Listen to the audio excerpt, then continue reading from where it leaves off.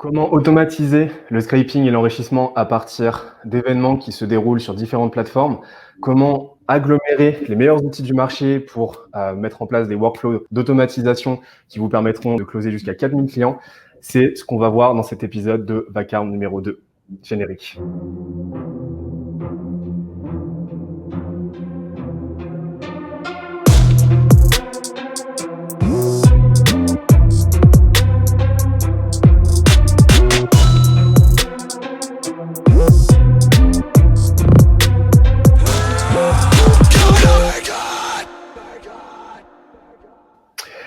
Hello à tous, on va commencer sans plus attendre. Aujourd'hui, on est là pour du très, très, très lourd.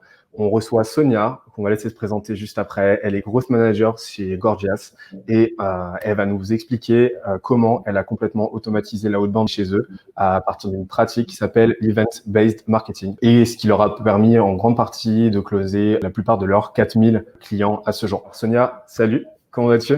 Salut Benoît, très bien et toi? Ça va nickel, ça va nickel. Très hâte de voir ce que tu nous as préparé parce que j'ai eu un petit aperçu tout à l'heure et ça a l'air vraiment, vraiment très, très chouette et ça a l'air très, très prometteur, quoi. Donc, hâte d'en savoir plus. Est-ce que tu peux, du coup, te présenter en quelques mots, nous expliquer qui tu es, où tu travailles, ce que tu y fais, etc. Déjà, salut à tous. Comme tu l'as dit Benoît, je bosse dans une boîte qui s'appelle Gorgias, qui est en fait un helpdesk où on vend à des boîtes de e-commerce. Et en fait, j'ai atterri chez Gorgias en mai 2018. C'était mon stage de fin d'études que je suis allée faire à San Francisco. Et du coup, c'est mon premier job et job actuel. Donc, j'ai commencé par faire un stage qui était, on n'était que 5 à l'époque dans la boîte. C'était un stage en growth hacking et marketing. Donc, je faisais plein de choses différentes en fait. À la fois un peu de contenu, je m'occupais du site, je faisais un peu d'emailing, un peu de SEO, enfin vraiment plein de choses différentes. Puis finalement, quand j'ai été embauchée, donc à la fin du stage, je me suis dit que je voulais vraiment me focus sur tout ce qui était les automatisations, l'outbound en particulier et l'enrichissement de données parce que c'était la partie la plus tech et ce qui m'intéressait le plus. Et du coup, aujourd'hui, je vais même passer dans la team Growth Ops et de travailler de plus en plus avec des Growth Engineers. Mais voilà, donc c'est un peu mon parcours chez Gorgias.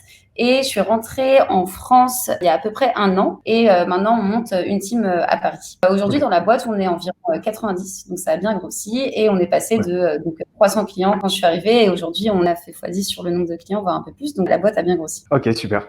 Et du coup, là, les méthodologies qu'on va voir, ils sont pour beaucoup dans ce scale qui est juste énorme, quoi. Ouais, bien sûr. Après, dans la boîte, on est maintenant très nombreux, donc ça repose bien entendu pas uniquement sur moi. On a plein de sources d'acquisition clients qui sont différentes. On fait du marketing qui est un peu plus traditionnel, d'aller à des événements, des choses relationnelles, faire des partenariats avec des agences qui ramènent énormément de clients et les plus gros clients. Mais l'outbound automation, c'est une des bonnes sources d'acquisition clients. Par contre, ça s'adresse plus aux leads long tail, donc les plus petits leads qui sont plus aptes à être automatisés et qui ont moins besoin vraiment de relationnel. Maintenant, on aimerait que tu nous expliques comment reproduire ce que tu as fait et comment vous avez fait chez Gorgias pour t'automatiser, quoi. Donc du coup, si j'avais un stagiaire qui arrivait, je pense qu'une des premières choses à faire, c'est de définir ce qu'est Gorgias, parce qu'en fait, tout notre marketing et la façon dont on automatise, c'est vraiment lié à la boîte, au produit et au business model. Donc du coup, le produit, donc comme je disais tout à l'heure, Gorgias, c'est un help desk. Donc, c'est dans la catégorie plus large des outils pour le customer support. Et de manière un peu plus niche, donc on s'adresse aux stores de e-commerce. Donc, n'importe quel store en ligne qui vend des produits en ligne et qui a besoin d'un logiciel de customer support pour pouvoir agréger toutes ses relations clients. Donc, à savoir sa boîte mail, là où les clients peuvent potentiellement le contacter pour traquer un peu ce qu'ils ont commandé en ligne, quand est-ce que ça va arriver, etc. Les réseaux sociaux, parce que comme on sait bien, il y a plein de gens qui postent sur les réseaux sociaux, qui commentent les publications Instagram, etc. pour savoir où sont leurs colis ou quand est-ce que la nouvelle collection arrive, etc. Du coup, ça, c'est principalement les mails, les réseaux sociaux. Et puis ensuite, il y a plein d'intégrations en fonction des différents canaux de communication client. Et notre focus e-commerce, en gros, donc les fondateurs de Gorgias ont décidé d'attaquer le marché en se pluguant à une plateforme de e-commerce qui est une des plus successful. La première intégration qui a été créée, c'est avec Shopify, donc qui est un CSM qui permet de créer son site de e-commerce et d'agréger assez facilement ses produits et de vendre en ligne assez facilement.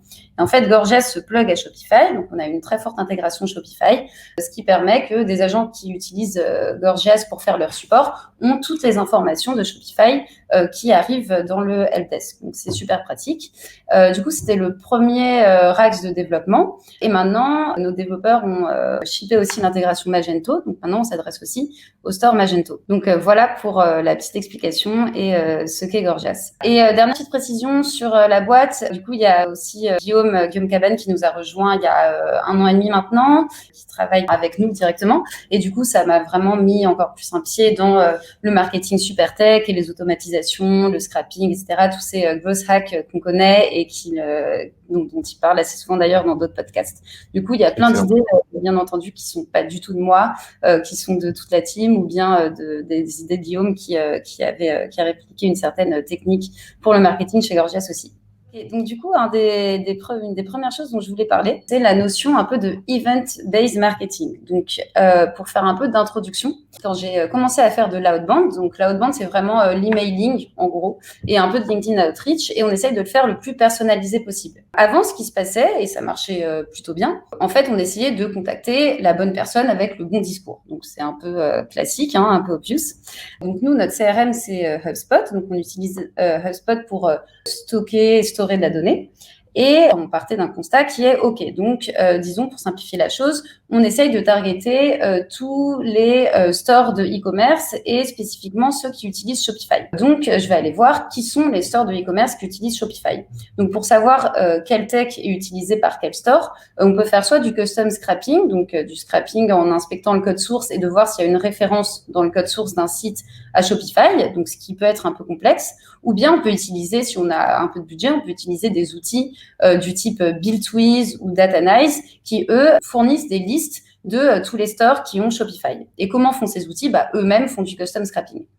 Donc, du coup, la première étape, c'était d'utiliser ces outils ou de compléter avec du custom scrapping pour avoir une liste de stores qui utilisent Shopify et qui sont pas trop petits. Donc, du coup, j'allais aussi filtrer en fonction de l'Alexa Rank qui donne un bon niveau pour savoir si c'est un site qui a du trafic ou pas.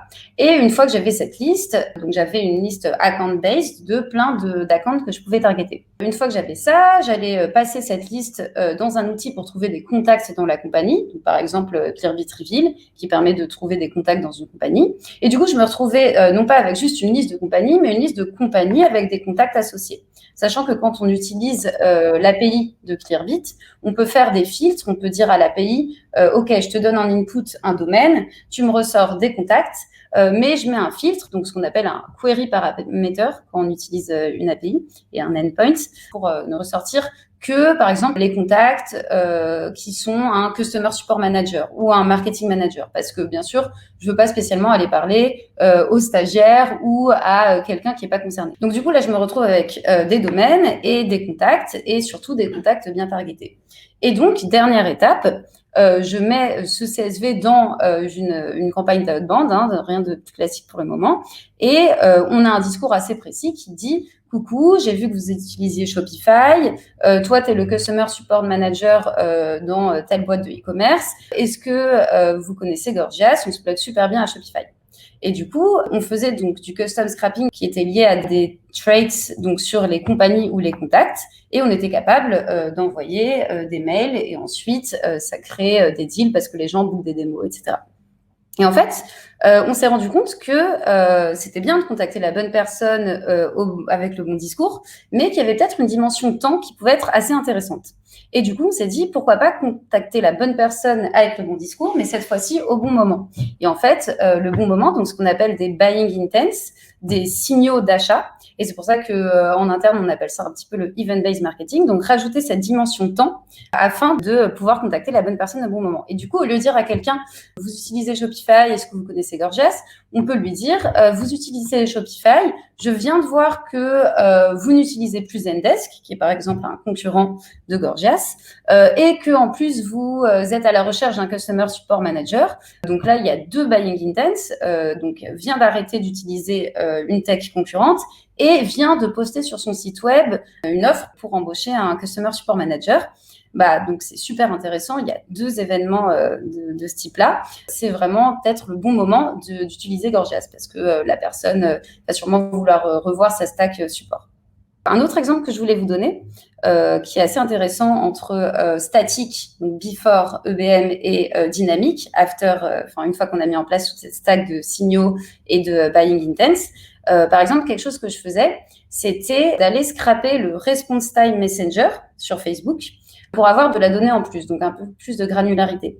Par exemple, disons que je m'adresse à un gros store de e-commerce.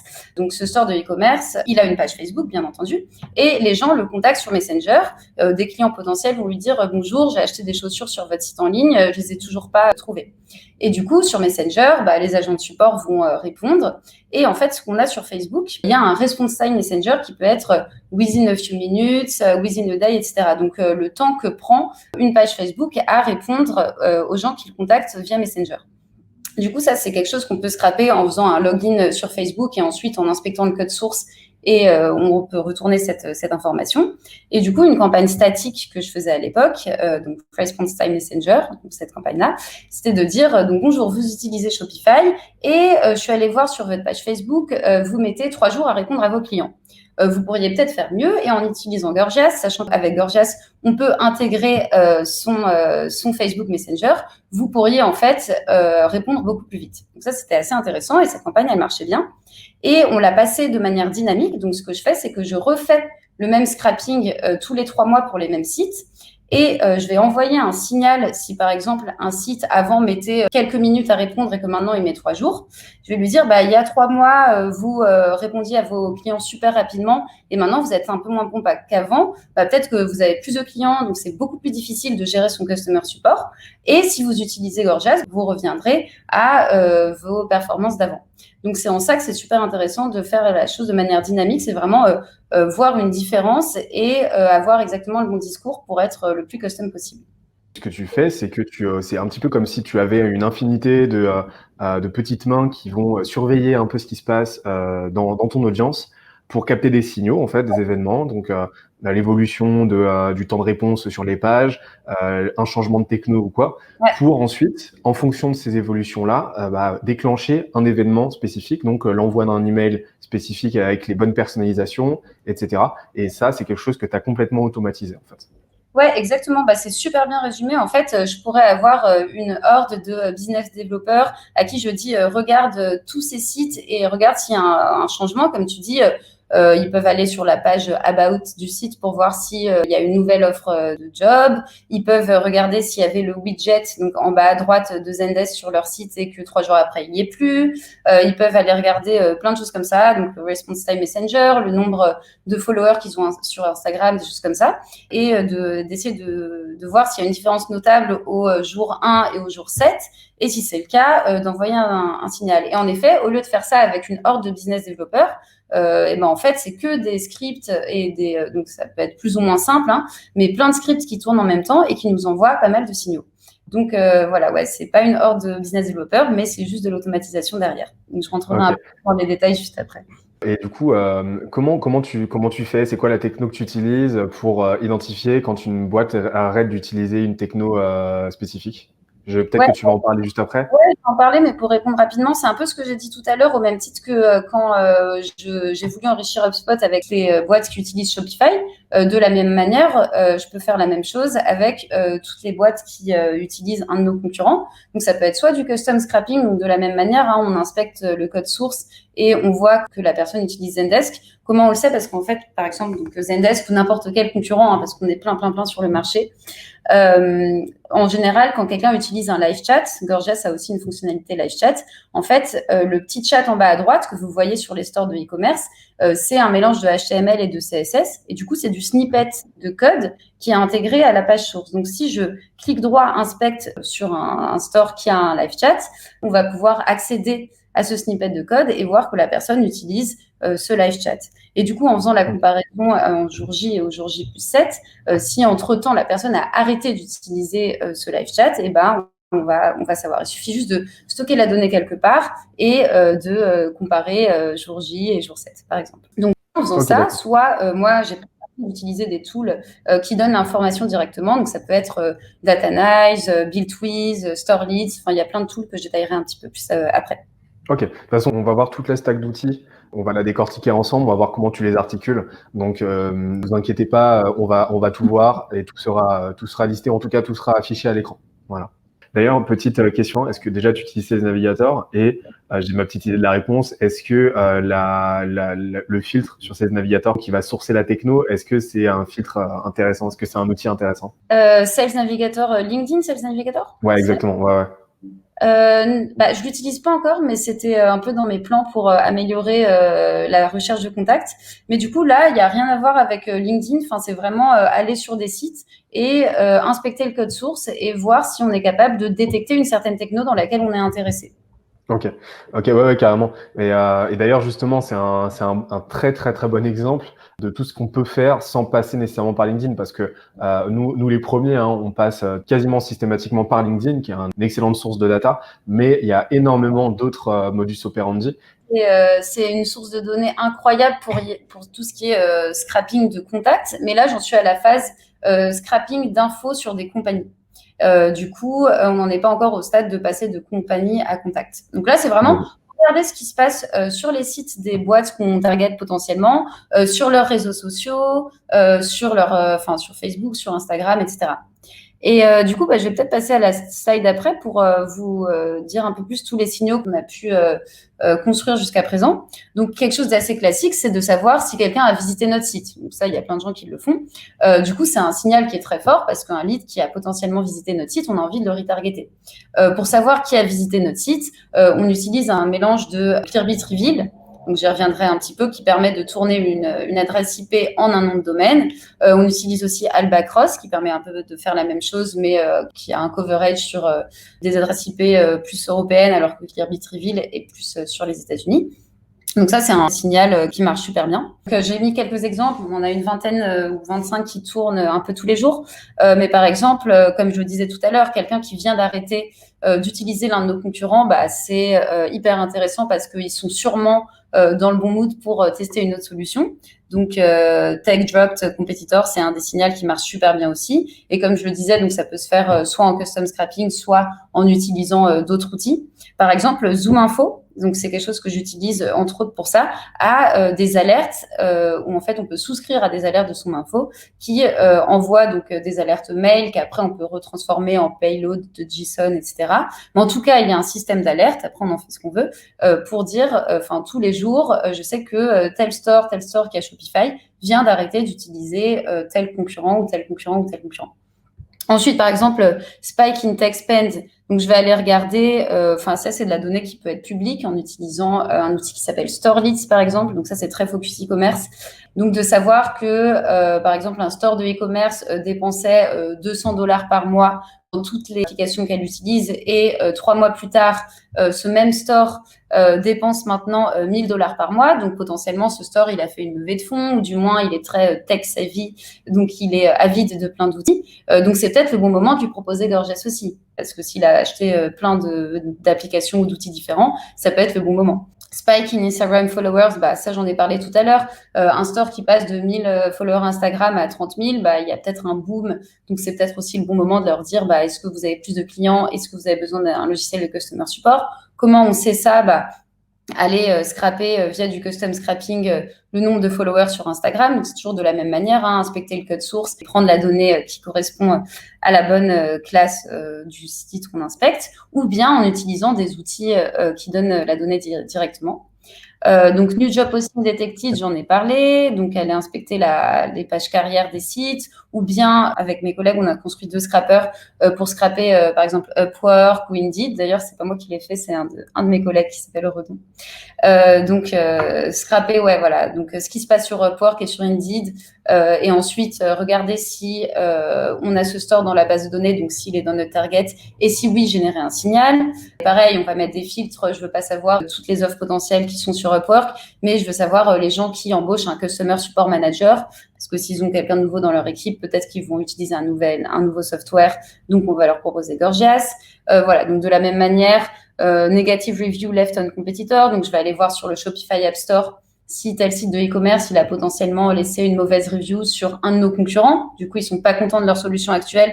Donc, c'est peut-être le bon moment de leur proposer Gorgias. Un store de e-commerce qui vient de finir sa campagne sur Kickstarter. De la même manière, ils vont avoir plein de nouvelles commandes clients. Ils vont être peut-être un peu débordés par les commandes, donc c'est le bon moment d'utiliser Gorgias. Donc voilà, je crois que j'ai à peu près fait le tour. Donc on a plein de signaux comme ça qui tournent en temps réel. Mais du coup, là, en fait, ce qui est super intéressant, c'est que là, tu nous décortiques la machinerie derrière Gorgias, mais avec des événements spécifiques pour le coup e-commerce.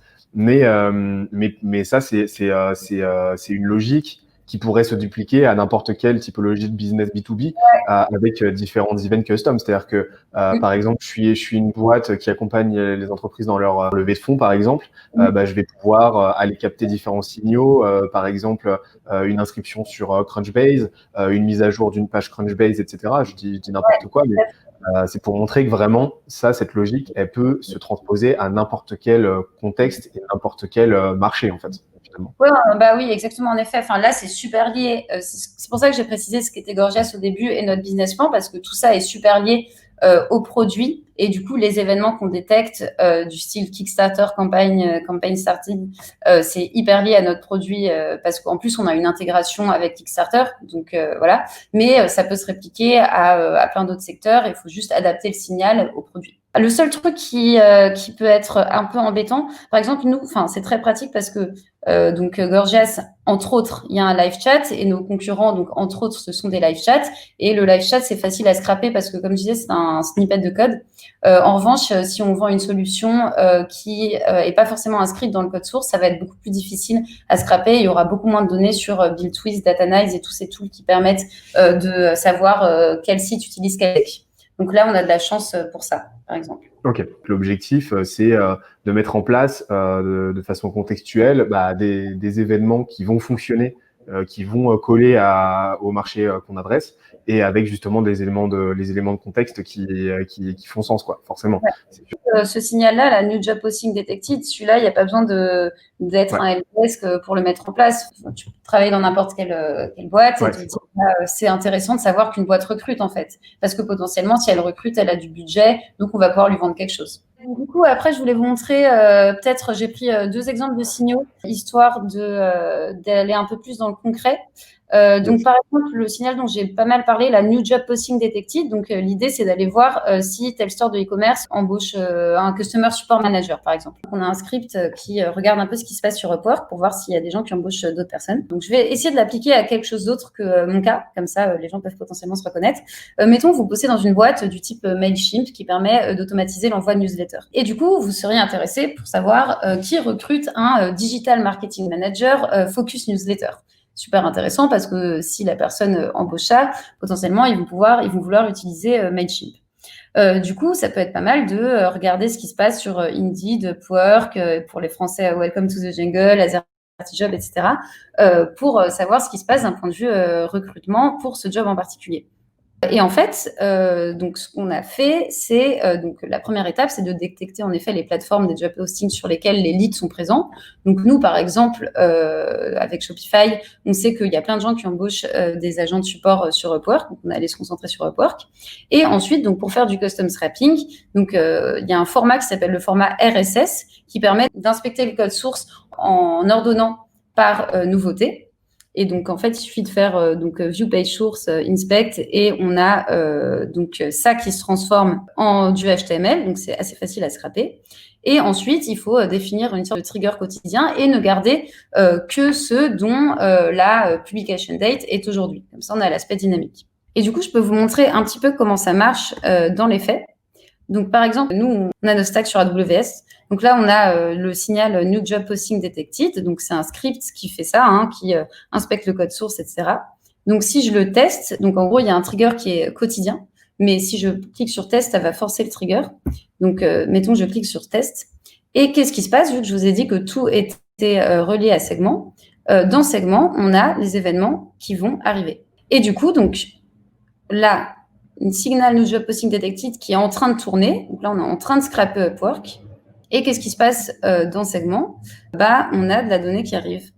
Et du coup, on sait que, par exemple, ce store qui utilise Shopify vient de poster quelque chose sur Upwork. Donc ça, c'est l'URL qu'on scrape avec un feed RSS, comme je l'ai dit tout à l'heure. Donc voilà, donc toute la donnée arrive ici. Donc comme vous voyez, là, il y a plein d'événements qui sont arrivés. New Job Posting. Et à terme, donc c'est poussé dans une autre fonction, donc sans aller trop dans les détails, mais à terme, tous mes contacts arrivent ici dans l'outil d'emailing. Donc dans quelques heures, je vais voir les contacts correspondant à la compagnie dont on a scrappé de l'information qui va arriver là et qui est auto-poussée dans la bonne campagne.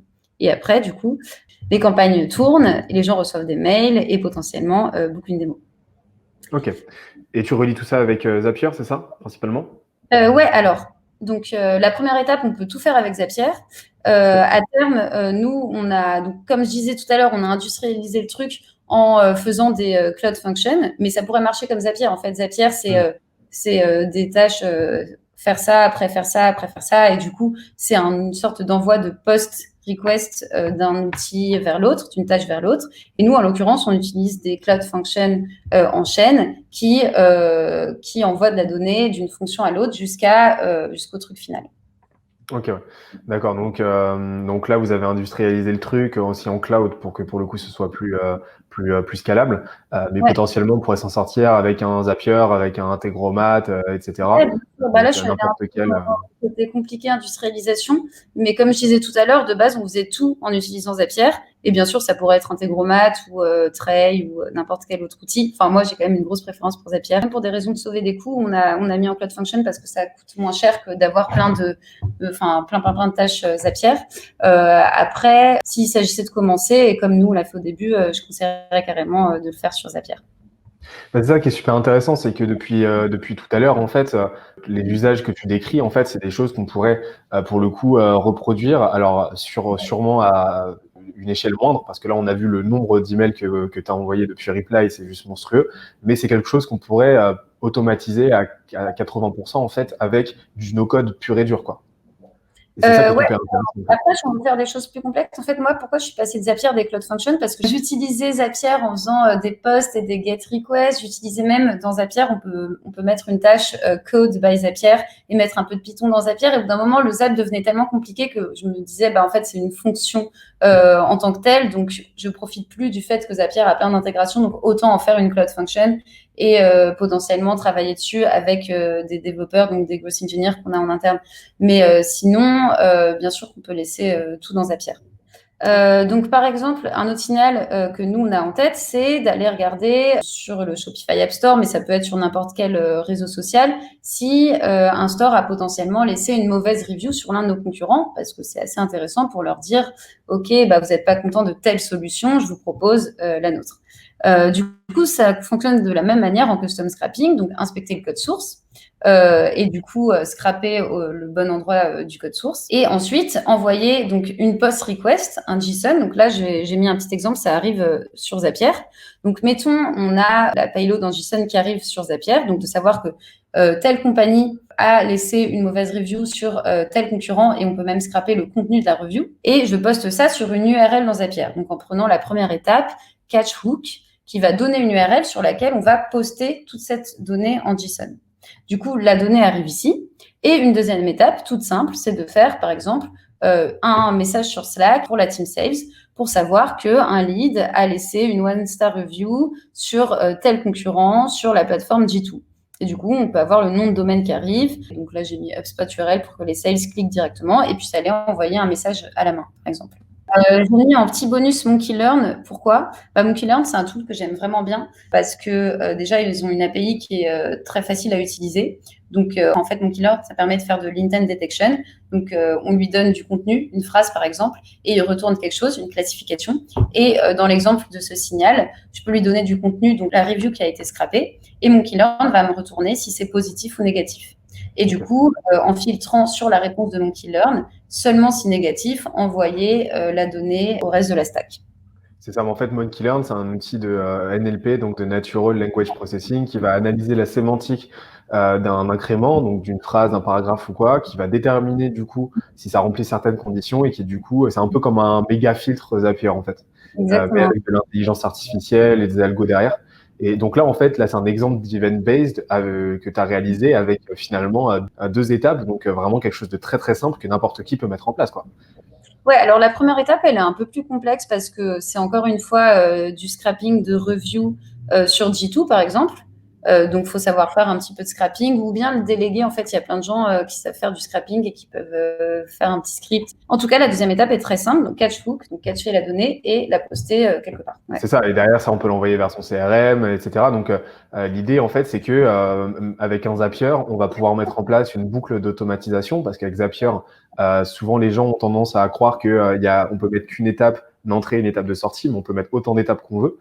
Donc, on pourrait rajouter à ça de l'enrichissement avec un Clearbit Prospector, une validation de données derrière avec un Everbounce, et ensuite envoyer ça vers Reply. On peut tout faire en fait. Ouais.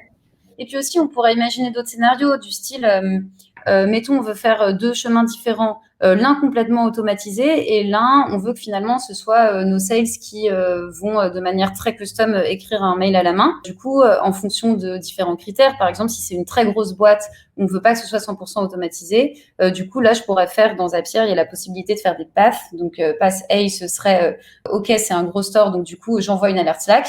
Pass B, c'est un petit store, on peut automatiser le tout, donc j'envoie directement dans mon outil d'emailing qui est intégré à Zapier et les mails partent automatiquement dans le chemin numéro B, alors que dans le chemin A, ça va être le sales qui va s'occuper et chouchouter le lead. Et comment savoir si c'est un gros lead ou pas? Je peux faire une étape intermédiaire qui va aller regarder ce qu'on a dans HubSpot sur la boîte en question. Et s'il a un très, très petit Alexa Rank, donc beaucoup, beaucoup de trafic, c'est potentiellement un gros store, donc je le laisse au sales et le marketing s'en occupe pas. S'il a un gros Alexa Rank, donc peu de trafic, c'est un petit store, donc le marketing s'en occupe, mais je le passe pas au sales. Franchement, c'est top parce que ces 2 événements, ils sont vraiment indicatifs. C'est vraiment des choses qu'on va pouvoir dupliquer pour n'importe quelle industrie, en fait, surtout notamment le deuxième. Ça va dépendre pour le coup de ce qu'on va aller scraper en premier lieu. Mais tout à l'heure, j'ai pris l'exemple de Crunchbase, qui est une base de données de startup. Je vais pouvoir, par exemple, lancer un script qui va aller scraper X pages Crunchbase que je vais mettre un peu en veille comme ça, avec par exemple un Captain Data qui a justement une API dédiée à ça. Si ça remplit justement certaines conditions, je vais pouvoir du coup lancer d'autres actions, donc juste recevoir des notifications, enrichir pour récupérer des emails, etc. Donc finalement, c'est quelque chose qui me prendrait que quelques heures à mettre en place, mais qui me ferait gagner juste un temps monstrueux, quoi.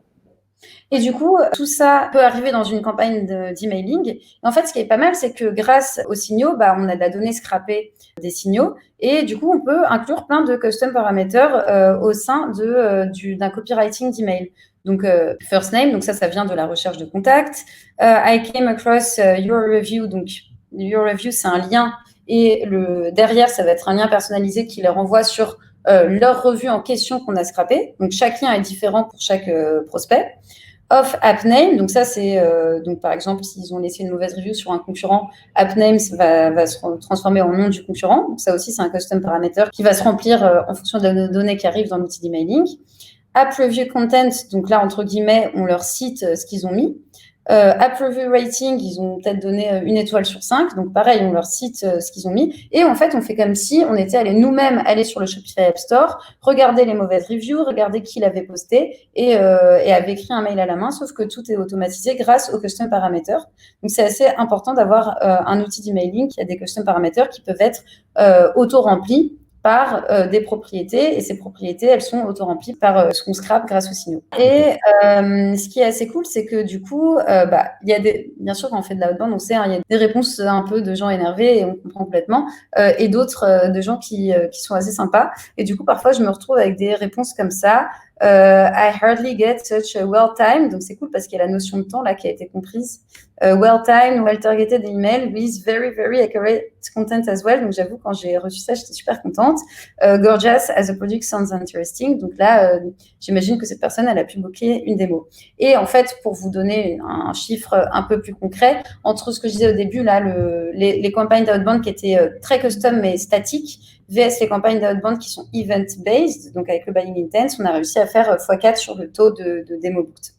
C'est énorme. Et là, du coup, on aborde un sujet qui est central, c'est que non seulement tu arrives à capter justement différents événements qui se passent en amont, mais derrière, tu arrives à utiliser cette donnée pour personnaliser les emails en eux-mêmes. Ouais, c'est-à-dire que sans rien faire, en fait, les emails s'écrivent d'eux-mêmes à partir de l'info des données que tu réussis à récupérer pour que l'interlocuteur, en bout de course, se retrouve avec un email qui est déjà ultra bien timé. Et en plus de ça, qui va être personnalisé comme si, pour le coup, le SDR, le commercial, avait pris le temps d'écrire lui-même l'email. Et là, pour le coup, on atteint un niveau de personnalisation qui est juste monstrueux et qui est complètement automatisé, quoi. Ouais, et par exemple, quand on scrape Kickstarter, donc c'est mon collègue Maxime qui a construit ça, dans la campagne d'Outbound, on va avoir le nombre de backers qu'on a réussi à scraper sur Kickstarter, le montant qu'ils ont réussi à lever, donc c'est super custom, ouais.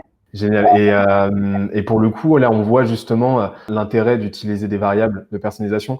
Nous, on aime bien, nous, on a à l'école un petit peu inverse, c'est-à-dire qu'on aime bien les variables, mais on aime bien aussi travailler sur la copie, de sorte à avoir le moins de variables possible. Comme quoi, les deux, en fait, sont carrément jouables. C'est juste une histoire de préférence, en fait, une histoire de test. C'est-à-dire que j'imagine que vous avez testé avec plus ou moins de variables et vous êtes rendu compte que de votre côté, ça marchait beaucoup mieux quand vous rajoutiez vraiment de l'info, Oui, après, contextualisée, quoi.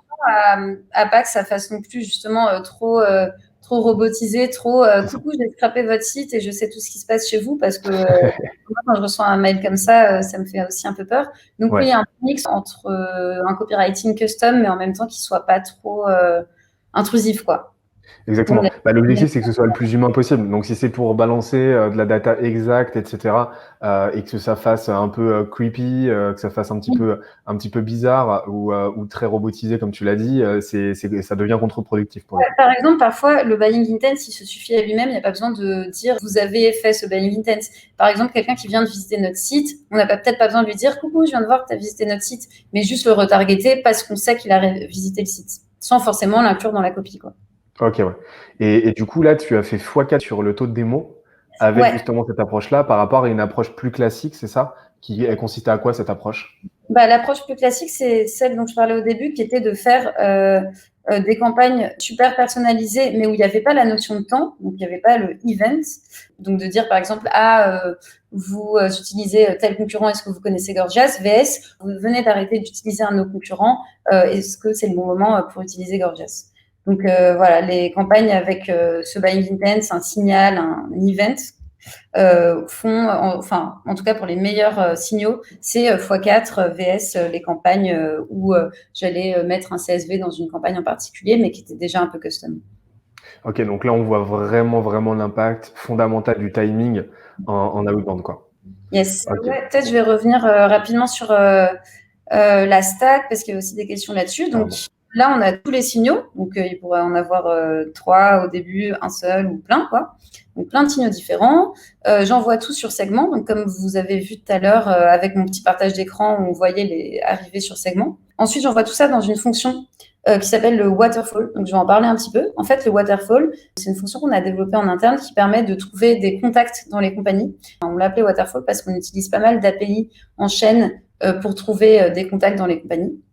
J'y reviens juste après. Donc là, en fait, de là à là, on passe au stade de OK, je sais que telle compagnie a performé tel signal.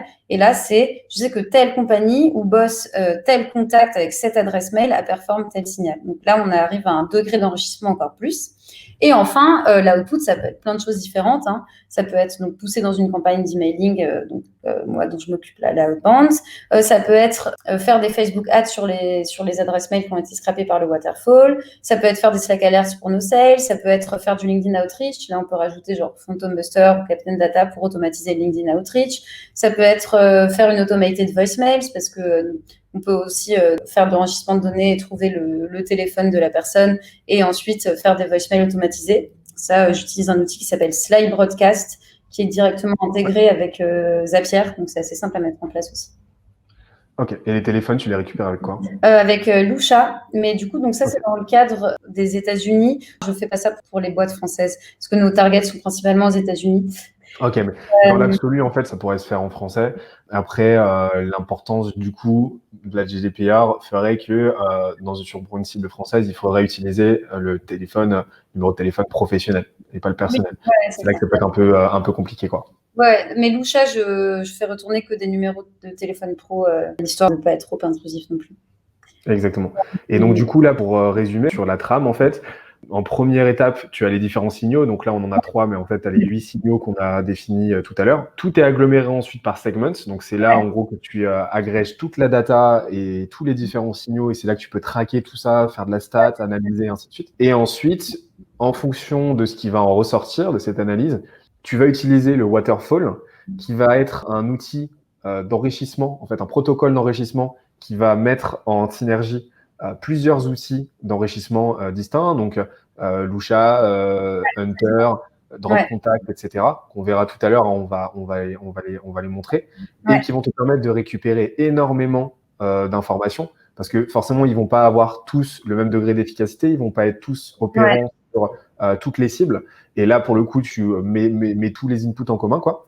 Et Mhm. ensuite, en fonction justement de la nature de l'event et de la nature de la data, tu vas pouvoir réaliser l'action en bout de course correspondante. Si tu as un email, ça part en email. Si tu Ouais, as rien, ça part en Facebook Ads. Enfin, rien. Une ouais. adresse email perso, j'imagine que ça part en Facebook Ads. Une URL LinkedIn, ça part en LinkedIn et ainsi de suite. Et c'est super bien résumé. Oui, c'est exactement ça.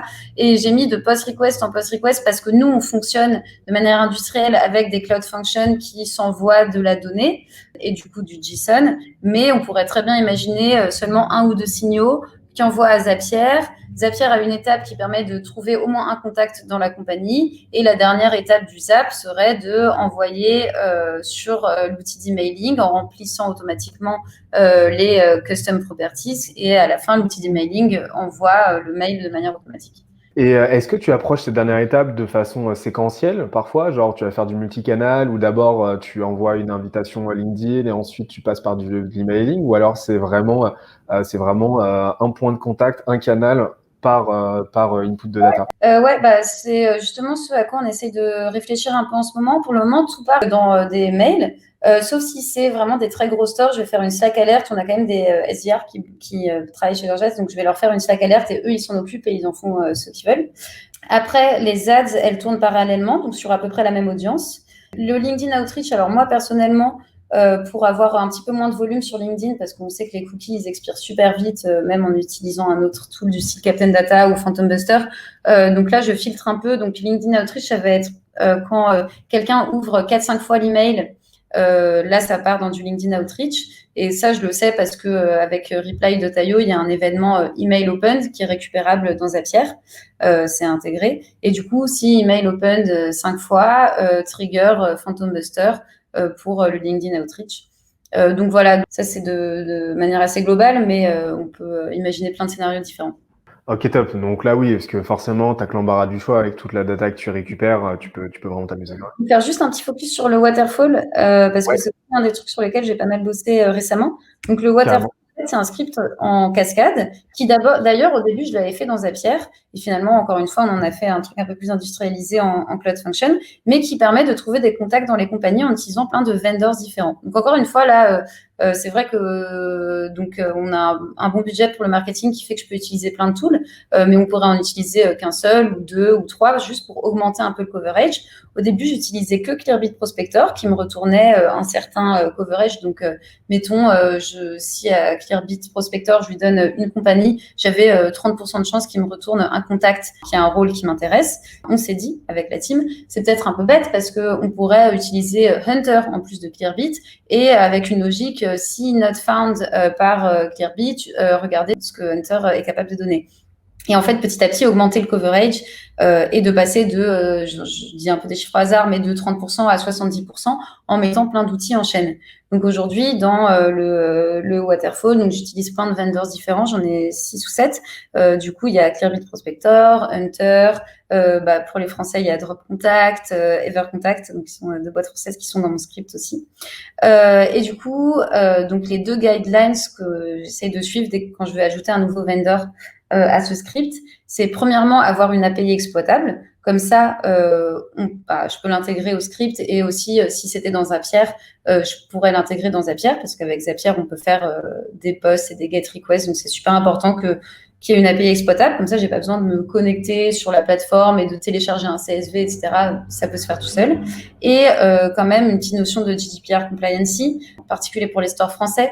Par exemple, Drop Contact, c'est un service qui est GDPR compliant parce qu'en fait, la donnée qui retourne, c'est la donnée qui est scrapée en temps réel. Ils n'ont pas des bases de données qui sont construites sur des fuites de données. Donc, c'est quand même assez intéressant. Et voilà, donc avec Ok. la logique, if not find by tool one, try with tool two, jusqu'à ce qu'on se dise, OK, j'ai 5 contacts dans la compagnie, je m'arrête là et je balance le tout dans une campagne d'outbound.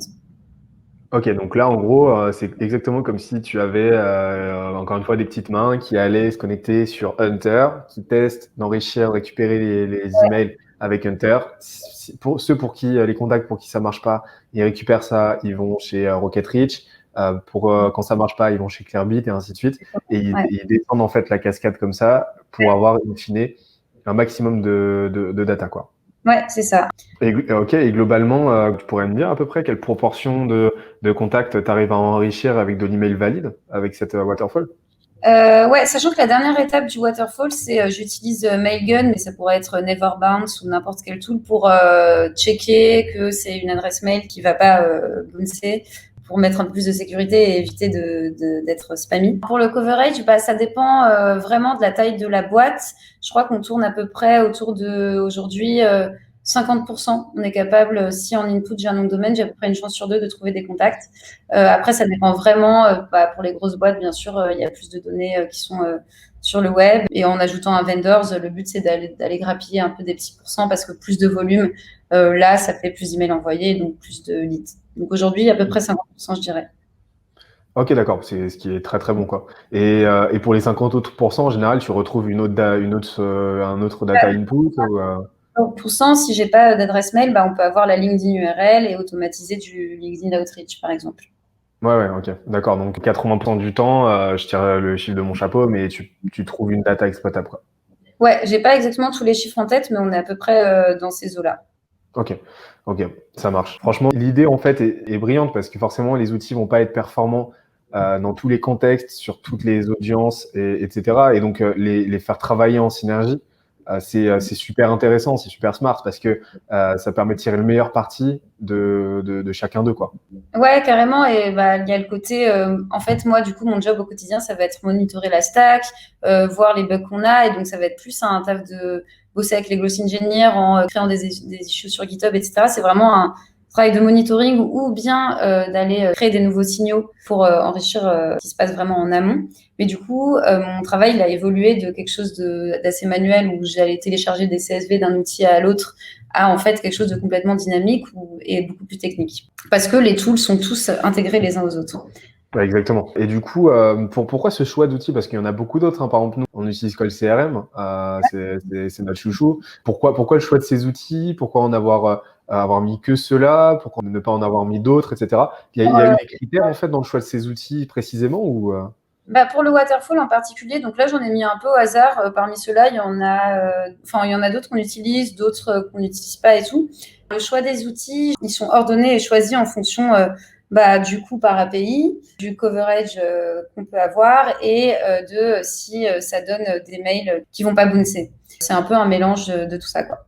Mais par exemple, Call CRM, je pourrais le rajouter. Enfin, d'ailleurs, c'était dans le benchmark pour potentiellement une nouvelle version du waterfall, d'ajouter plus d'outils. Après, au bout d'un moment, c'est plus complexe d'ajouter un nouvel outil et de le monitorer. Ça vaut peut-être pas le coup par rapport au prix et au coverage additionnel que ça peut nous donner. Parce qu'au bout d'un moment, si on est capable de couvrir 50% des boîtes, peut-être qu'en utilisant un autre outil, je vais pouvoir couvrir 52%, mais il y a quand même des données qui sont en commun, donc parfois, ça vaut peut-être pas le coup d'en utiliser 150 en cascade, vu le travail de monitoring après.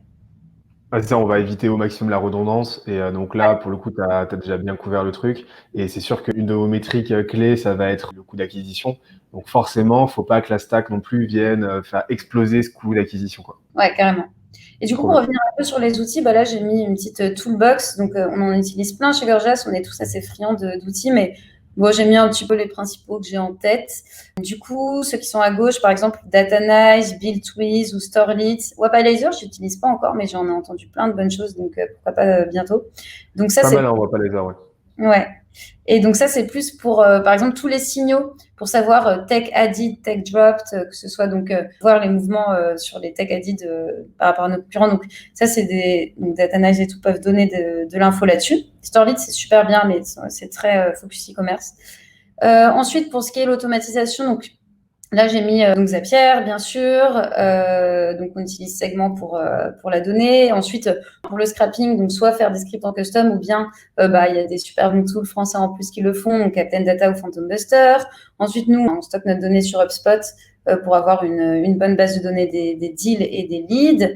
On utilise aussi Hull. Bon, ça, c'est plus pour des opérations. Predictleads, super intéressant parce qu'en fait, ils ont des signaux qui sont déjà tout faits. où en fait il suffit, bon, encore une fois, il faut avoir le budget pour, mais les signaux sont déjà faits avec New Job Posting Detected par exemple. Donc ce signal-là, on le fait grâce à scrapping de Upwork, scrapping de Indeed, et aussi juste utiliser les webbooks de Predict Leads qui eux-mêmes gèrent toute la partie scrapping. Donc, on récupère juste les webbooks et après on envoie directement au reste de la stack. Donc c'est assez pratique. Ensuite, j'ai mis Albacross, Clearbit Reveal parce que ça, on utilise les deux pour savoir qui visite notre site web. Donc, c'est du IP address reveal en fonction des IP adresses détectées sur le site. On utilise BigQuery. Bon, ça, c'est pour faire de l'analyse de données, écrire dans une base de données, mais ça pourrait être d'autres tools. Amplitude pour de la data visualization, qui est super bien aussi. Et ensuite, donc ça, c'est plus pour le bas de la stack. Donc, l'emailing, ça peut se faire avec Lemlist, comme je disais tout à l'heure. Nous, particulièrement, on est sur Reply, mais on utilise aussi Customer.io qui a du liquid dans les emails. Ample Market, je l'utilise pas, mais ça a l'air trop cool. Et pareil, ils ont du liquid dans les emails. Slide Broadcast, on fait des automated voicemail avec ça. Voilà, plein de tools différents. Donc, je suis bien contente qu'il faut avoir un budget pour tout ça. Mais en fait, ça fait gagner tellement de temps et tellement d'argent que je pense que ça vaut le coup. C'est ça, en fait, c'est toujours la question se pose toujours de combien de temps ça prend et combien d'argent ça coûte. La question est pas là, en fait. La question, c'est combien ça va rapporter. Et c'est sûr que le temps et le temps gagné est juste tellement monstrueux parce que si on rationalise ça au temps que et à l'argent que ça coûterait de faire ça manuellement, quand on voit le gain d'efficacité, le x4 par exemple par rapport au nombre de démos bookées, juste c'est un no-brainer. La question se pose même pas, quoi, en fait. Ouais, carrément. Et puis après, je pense qu'il faut aussi savoir dire stop quand quelque chose ne marche pas. Et c'est pour ça que nous, on priorise les projets de manière le plus scientifique possible. C'est-à-dire que n'importe qui dans la team va dire, ah tiens, j'ai cette idée de tester tel nouveau signal en utilisant tel outil qui est capable de faire ça et qui coûte tant. Et du coup, on va scorer les projets en disant, bah, je pense que ça peut apporter tant de nouveaux deals parce qu'on sait que tel signal avait un taux de démo book de temps et du coup, ça se rapproche de tel signal. Enfin bref, on score tout de manière le plus scientifique possible. Et après, on ordonne les idées. Et chaque lundi, en fait, on fonctionne un petit peu comme si on était une équipe produit avec un project manager qui priorise et qui staffe un peu les différents gens de l'équipe. Et on va tester des nouvelles choses à chaque fois. On fait tout ça dans Airtable pour faire du project management. Et ensuite, on va dire, OK, on teste sur un échantillon. Sans l'industrialiser, donc comme je disais au début, juste en faisant Zapier, etc. Et ensuite, si on a prouvé que ça marche, on l'industrialise et là, on sort les gros moyens, on sort le budget, on sort les grosses engineers et tout. Okay. Donc d'abord, vous testez à petite échelle. Ouais. Vous voyez si ça marche pas, etc. Donc vous faites un petit POC avec Zapier ou quoi. Si jamais c'est concluant, bim, ça part en prod et là vous industrialisez et vous mettez la grosse case, quoi. Et du coup, on va pouvoir subscribe à un outil ou rester sur le free trial pendant la phase où on teste. Et après, en fait, on voit si c'est ROI positif. Si au bout d'un mois, ça a rapporté 3 deals qui ont closé à temps, on peut se dire que tous les mois, ça va se répéter et du coup, que ça vaut le coup d'acheter l'outil. Ok, d'accord. Excellent. Bah écoute, franchement, merci beaucoup, c'était super clair. On a eu énormément d'informations. Bah, je te laisse du coup faire la petite annonce pour la partie recrutement. Ouais, bah, enfin, 3 points pour lesquels vous pouvez me contacter. Mon adresse mail, sonia@gorgias.com. Nous, on recrute pas mal, donc des postes différents. Ça peut être du marketing un peu plus traditionnel, du marketing très automatisé, growth hacker, des growth engineers, des growth ops. Enfin, vraiment, on recrute plein de monde. Et même s'il y a des développeurs plus niveau produit, enfin, pareil, on a des offres, donc vous pouvez aller voir sur notre site. Si vous avez un outil qui pensez qu'il pourrait compléter la stack, je suis aussi friande de nouveaux outils. Et enfin, si vous êtes sur Shopify ou si vous avez un store de e-commerce et que vous voulez tester Gorgias, bah, je vous ferai profiter d'un mois gratuit avec plaisir. Donc là, on a beaucoup de clients aux États-Unis, on se développe de plus en plus en France. Ce serait top s'il y a des gens qui veulent tester pour le free trial. N'hésitez pas à m'écrire. Merci beaucoup à vous tous de m'avoir écouté. Encore une fois, si vous avez des questions, vous pouvez me contacter. J'espère que c'était pas trop complexe, mais encore une fois, il y a plein de façons de le faire et de le faire plus facilement au début avec Zapier et tous ces tools avant de passer à du code et à quelque chose de plus industriel. Carrément. Bah écoutez, merci encore Sonia, merci à tous. On se retrouve du coup sur l'académie pour des cours sur plein de domaines. Merci encore Sonia et à très vite pour la suite. Ciao. Ciao, à plus.